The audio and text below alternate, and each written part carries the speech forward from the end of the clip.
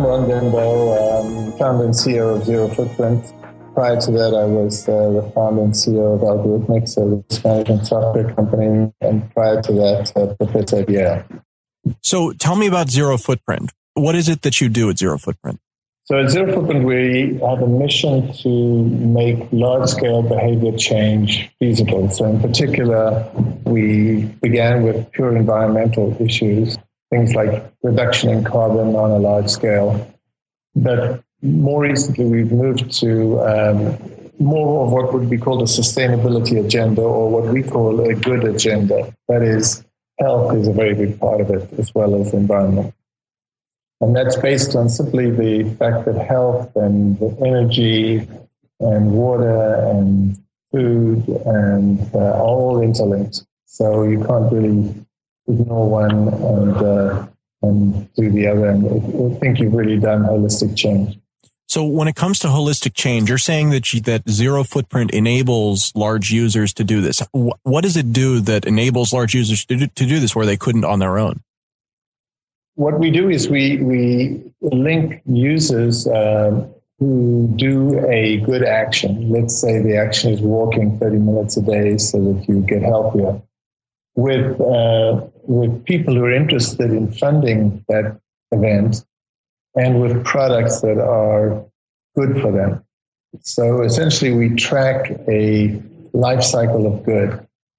So an example might be a life insurance company that would like to know that you're actually exercising 30 minutes a day, because their costs will go down if they're insuring you.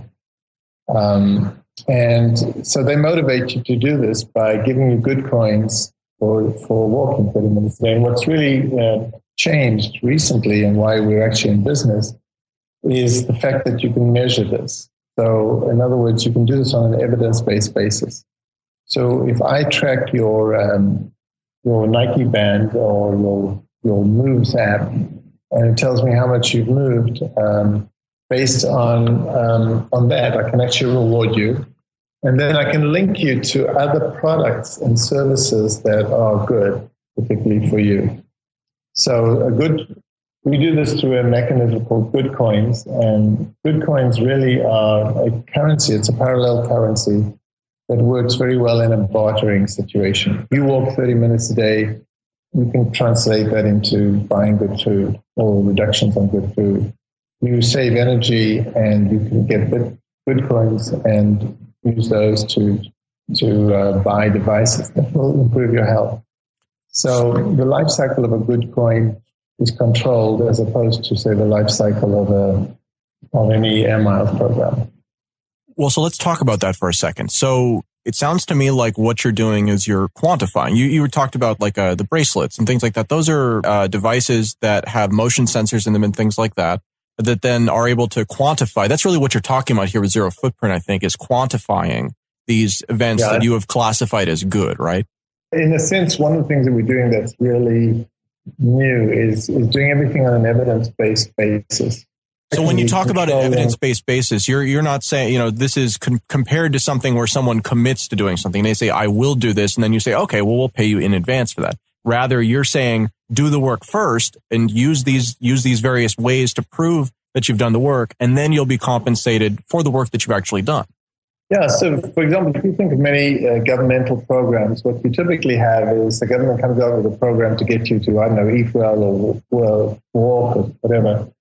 And those programs are funded up front rather than on the back end. If you've walked, I'll pay you, but not otherwise. So what's happened is there's a proliferation of devices out there now, and it's growing exponentially. Think of Google's contact lens that'll measure your glucose levels.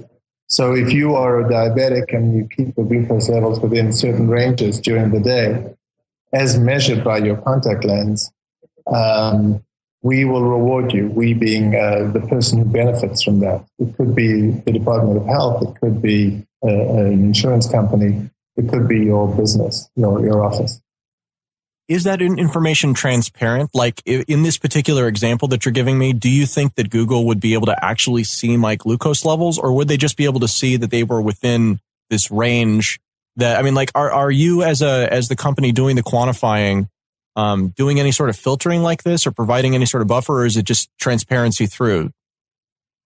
No, there would be buffers on every device. So, for example, we use a device now that's on your iPhone. It's a $2 app that allows you to measure whether you walked, biked, or ran today and how much you did. And that device obviously is model-based, and there are errors. There's no model that's 100% correct. It's a good saying in statistics, so all models are wrong. Some are useful. So this model, to some degree, gives you a fairly good reading of how many steps you took today. Based on that number of steps, we can sort of calibrate that model to, say, a Nike band, which also measures steps. It probably comes up with a different number. And based on those numbers, think of it as an index, we can actually determine how much you walk and reward you for walking enough. Okay, cool.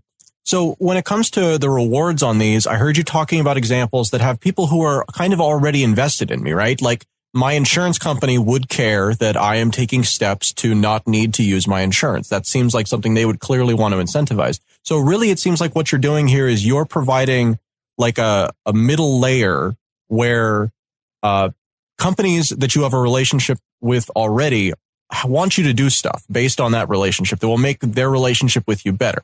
So you essentially provide the incentive layer where you're able to measure those things that those companies would like you to do, and then to also compensate for doing those things. So you're providing an incentive layer here, right? That's what this program really is.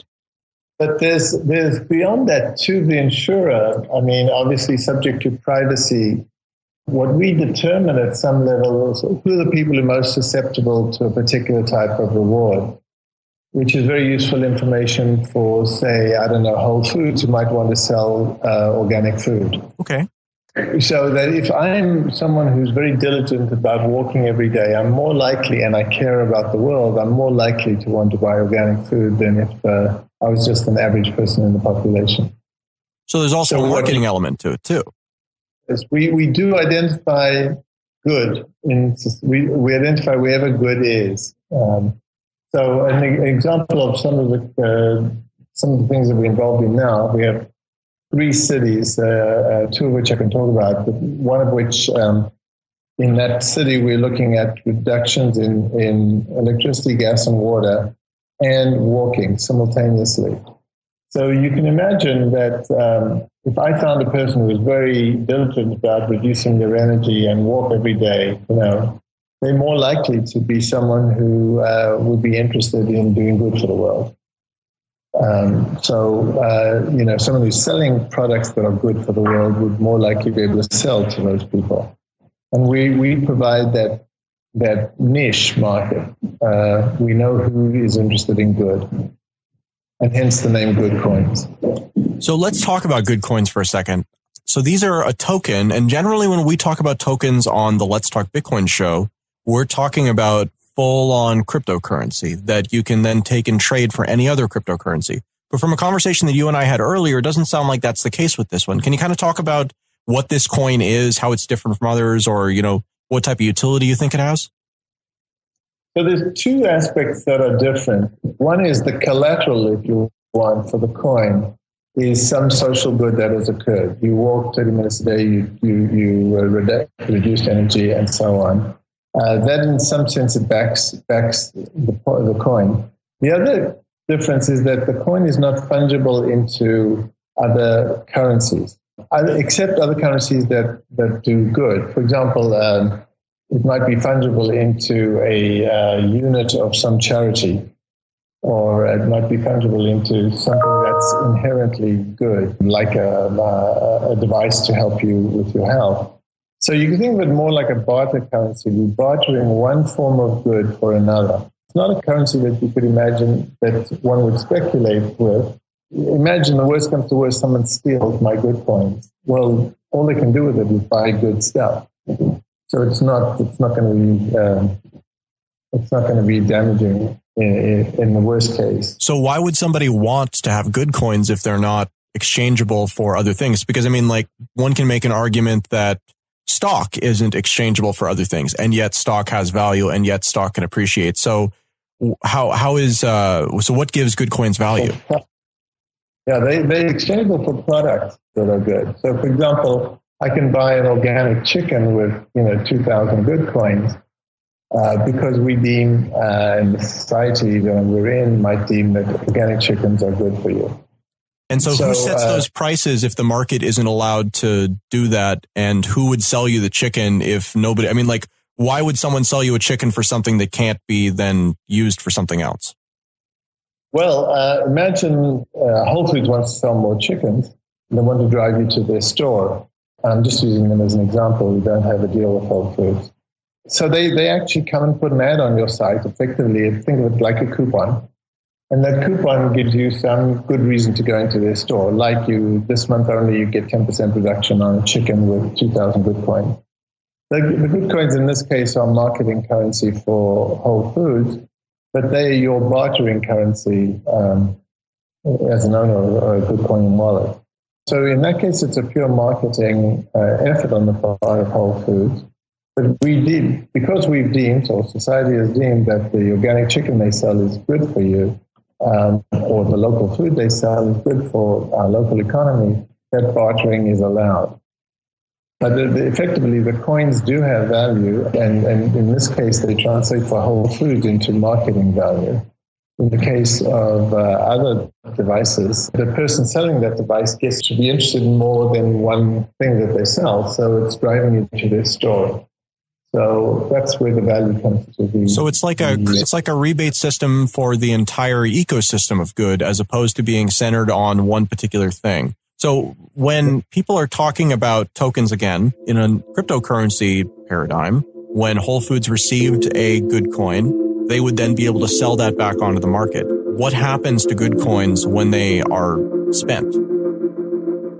They are retired, or in some cases bartered for other good. So if Whole Foods wants to reward its employees with GoodCoins, which they could then spend on, a glucose meter, they can do that. So in other words, let's say your Airbnb is a GoodCoin, gives you GoodCoins for every Airbnb booking. It's possible that those GoodCoins go through a life cycle of bartering. But in each case, the bartering is for good. Ron Dembo, thanks for sharing your project with us. To learn more, visit their website at GoodCoins.ca.